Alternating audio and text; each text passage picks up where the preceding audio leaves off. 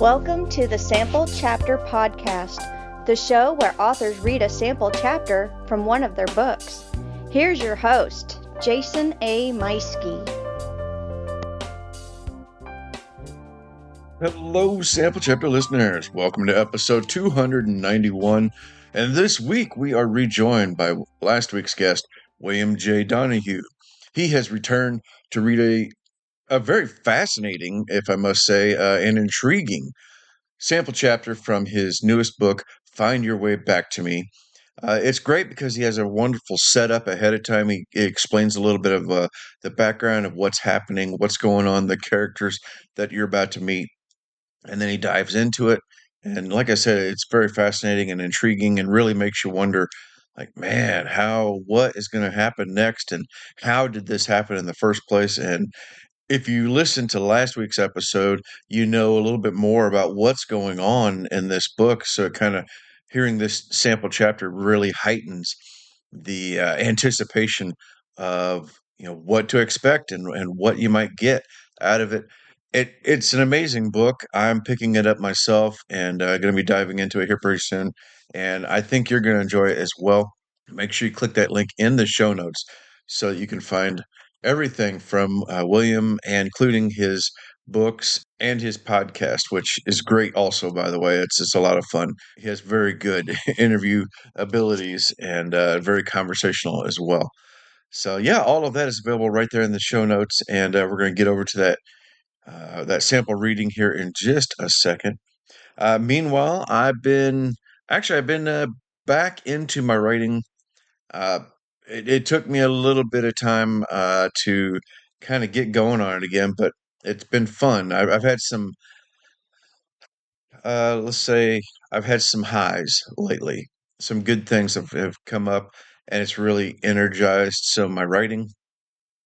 Among them, I just got notified that an event I really wanted to go to in December that was totally booked. They just reached out to me and let me know that there's been a few people drop out, so I'm going to get to go to that. I will. I don't have the like literally just found this out. Within 24 hours. So next week I'll make sure to share the links for that and give you more information. Meanwhile, I have been hearing from some of you. A few episodes back, I talked about what am I listening to when I write, what's been helping me out a little bit. And I talked about, I think I mentioned it, that I'm listening to creativity music is what's called. But I promised I would bring it up, and now I am. So yeah, to answer your question, I've been listening to what's called creativity music. It's kind of like white noise, or brown noise, but there's this new research has shown that there's ways certain tones and like long tones, moderate levels of different types of music, almost like classical, but not without any distraction. I'll read a little something here for a moment. So, stimulating creativity, moderate levels of both creative, which is certain types of classical music, and white noise can enhance creative thinking. This is thought to work by introducing a low level of distraction that prevents overthinking and allows the mind to wander, which is a process essential for generating new ideas. Now, I have been using creativity music uh, to both write and edit. And personally, I mean, I think that description that I just read is pretty spot on. I find it keeps me on track. I'm not distracted by things that's going on, and I'm able to think. And as far as the writing aspect goes, it definitely keeps me involved in what I'm reading or writing, excuse me. And so that's been fascinating. And I heard about it, like, I don't know, I don't know about you. I have YouTube TV, and sometimes during commercials it'll go like, "Oh, here's a moment of zen." And it's got like this white noise or some kind of green noise. There's like all kinds of noises now, they say. And it's one of those things I've never used to know, like, what do I really think of this? I'm not sure. But I can be an introspective guy, and so I'm open to trying things out. I went to try the app out, but I'm cheap. You have to pay for for it. but I did find there are YouTube channels that have it, and I will share the one that I've been using most. I'll share a link to that YouTube channel and the specific playlist. It's like a 3.5 hour playlist. So, I mean, that's a long time to be sitting down writing. And I think my record since I started using it is about almost 2 hours. But it's pretty great. And I will share that with you in the show notes. Meanwhile, how about we go ahead and hop on over to William J. Donahue and a sample chapter from his latest book, Find Your Way Back to Me.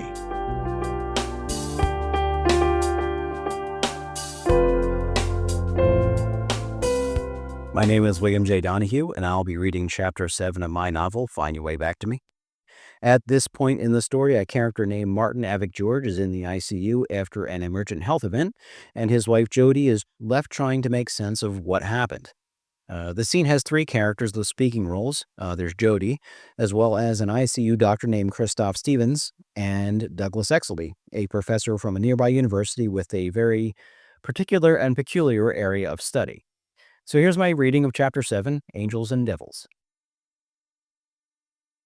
A noise jostled Jody out of a dark dream. A puddle of drool dampened the bedsheet.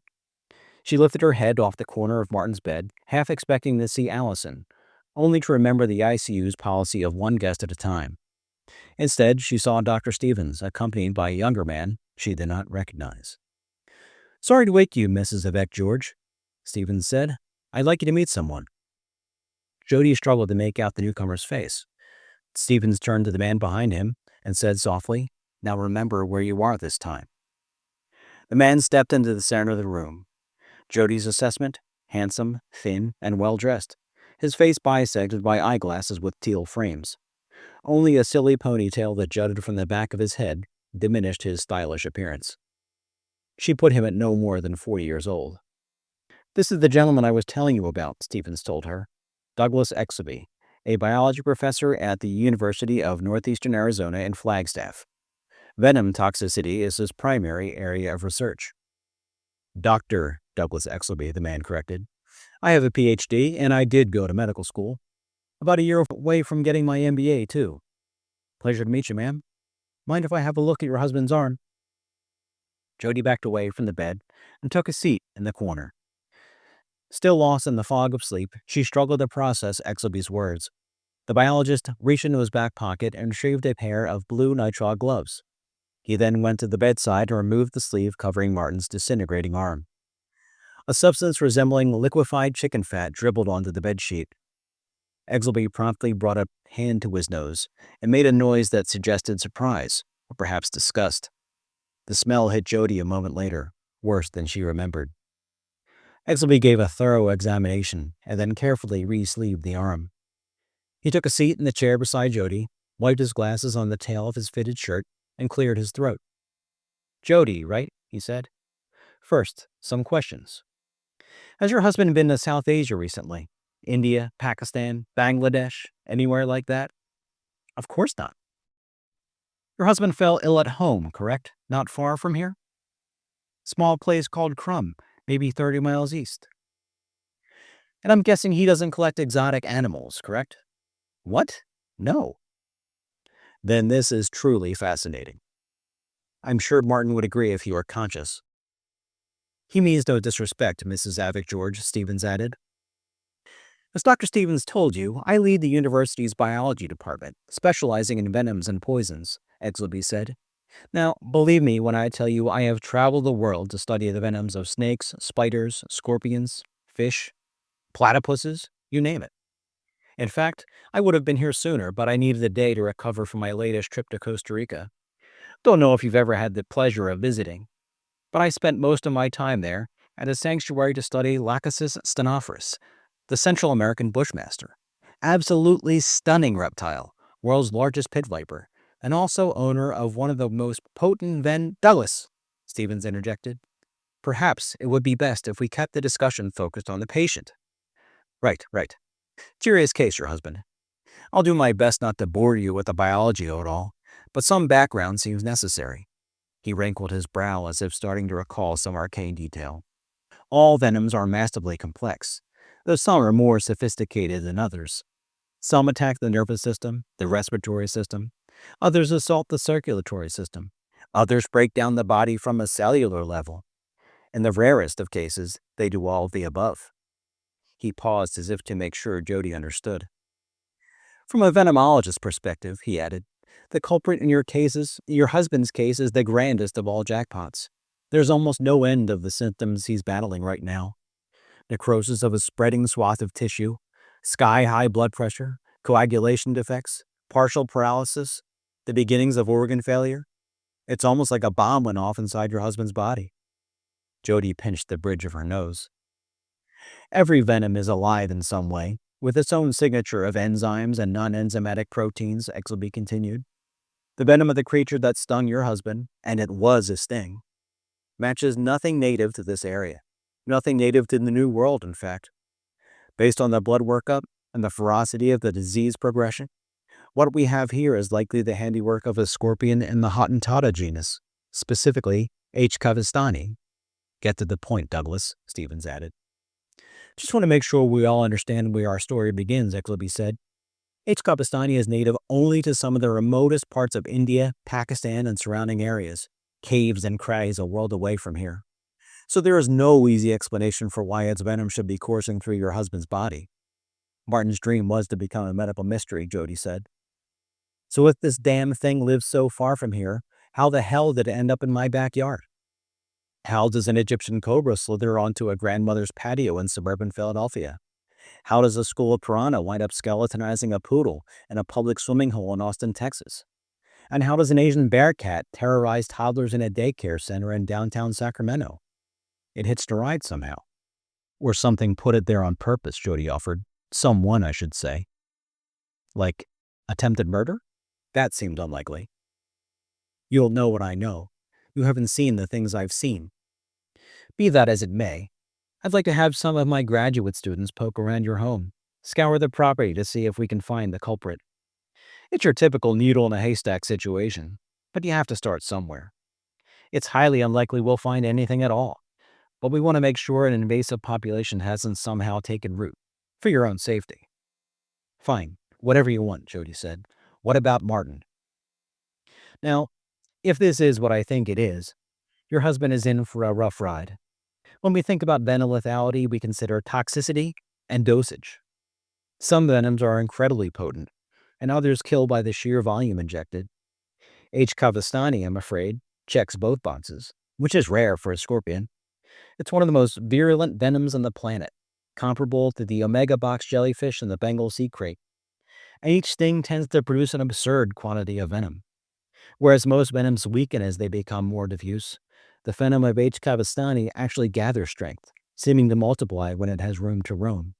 There's no good reason for a creature whose diet consists of cave crickets and desert mice should have such a powerful weapon. It's one of nature's bizarre miracles. Exelby became wildly animated, spitting out more words Jody had never heard before. Bradykinin potentiating peptides, procoagulants, myotoxins, rhabdomyolysis. Each sentence came faster than the preceding one. Jody suspected cocaine. Now, I may be the closest thing to an expert in this hemisphere, but that hardly qualifies me as an honest-to-goodness expert on the matter, he said. I counted 12 H. cavistani interactions with humans in the Global Venom Index. Only 12. In South Asia, you can find reams and reams of data on bites from the deadliest snakes, cobras in crates, Russell's vipers, saw-scaled vipers, as well as stings from the red scorpion and other highly venomous arachnids from that part of the world. To have only a dozen confirmed cases of envenomation by H. cavistani, all from halfway around the world? Well, it makes your husband's case all the more astonishing. He paused as if his brain struggled to retrieve a memory, like fingers trying to pluck a piece of thread from the end of a spool. I am vexed by a case in France that no one seems able to explain, he added. From a city in southern France, right on the Rhone. A woman brought her husband of some years to the hospital with a mysterious mark on his hand, a bite or a sting of some sort. His health deteriorated so rapidly, no one had any clue how to handle it.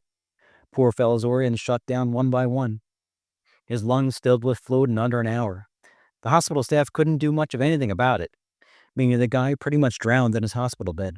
Everything about that case screams H. cavistani. If I'm right, I'll chalk that one up to an exotics collector who got sloppy. I understand why you're over the moon about this little bugger, but forgive me if I don't share your excitement, Jody said. Those 12 prior cases, unlucky 13 we'll call it considering the guy in France. What do they suggest about my husband's chances of getting through this mess? Dr. Stevens suggested Martin might lose his arm. Consider that the best case scenario, Exelby said flatly. None of the cases I mentioned had a happy ending. All concluded in death. In some cases because the envenomation occurred so far from capable medical help. Even so, I'm afraid there is no known antivenom. Camelid antivenom has shown some promise in treating the neurotoxic events of envenomation by other scorpions in the Hadantana genus. But H. cavestani is unlike any of its peers. Perhaps I should mention H. cavestani's common name, the death angel scorpion. So, Jody started. She exhaled and added, "You're saying Martin's days are numbered." Exelby and Stevens eyed each other, and neither gave an answer.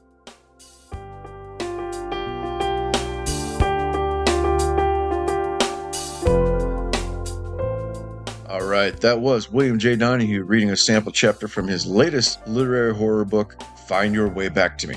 Hey, that is a great sample chapter. It really piques my interest, and I know it does yours as well. So click that link in the show notes for everything about William, his books, and his podcast. It's all available down there. I have other links as well, including that music. And if you want to find out more about me, it's all down there.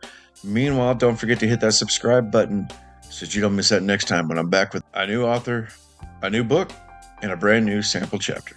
Take care, everybody. See you soon.